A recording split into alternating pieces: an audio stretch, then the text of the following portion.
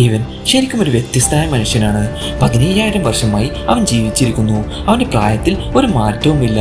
അങ്ങനെ ഇരിക്കുമ്പോഴാണ് അവൻ ഓഫീസ് വർക്ക് ചെയ്യുന്നിടത്ത് നിന്ന് മറ്റൊരു സ്ഥലത്തേക്ക് രാജിവെച്ച സ്ഥലം മാറുന്നത്. അങ്ങനെ സ്ഥലം മാറാനായി വീട്ടിലെ സാധനങ്ങളെല്ലാം എടുത്തു വെക്കുമ്പോൾ 10 വർഷമായി അവൻ്റെ കൂടെയുള്ള എല്ലാ ഫ്രണ്ട്സും അവനെ തേടി വരുന്നു. അന്നേരം അവിടെയുള്ള ഒരു ഓൾഡ് പെയിൻറ്റിങ് കണ്ട് കൂട്ടത്തിലുള്ള ലേഡി ചോദിക്കുന്നു, ഇത് നിനക്ക് എവിടുന്ന് കിട്ടിയെന്ന് ചോദിക്കുന്നു.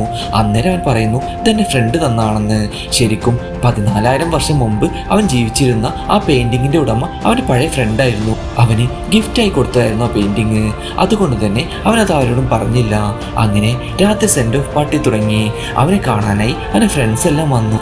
അങ്ങനെ ആ പാർട്ടിക്കിടയിൽ ഒരു ഫ്രണ്ട് കൂട്ടത്തിലുള്ള സ്ത്രീ എങ്ങനെയായി 10 വർഷമായി നിന്റെ ചർമ്മത്തിലൊന്നും മാറ്റമില്ല എന്ന് ചോദിക്കുന്നു. അന്നേരം ഓരോന്ന് പറഞ്ഞവൻ അവിടെ നിന്ന് ഒഴിഞ്ഞു മാറി.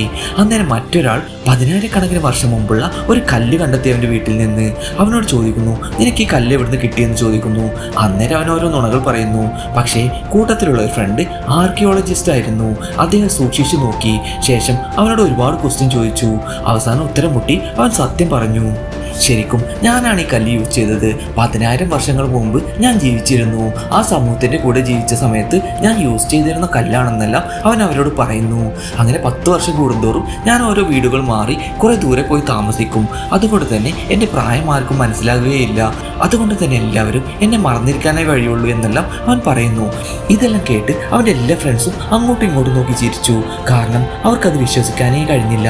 അന്നേരം അവൻ മറ്റൊരു തെളിവ് കാണിച്ചു. അത് അവരെ ശരിക്കും ഷോക്കാക്കി.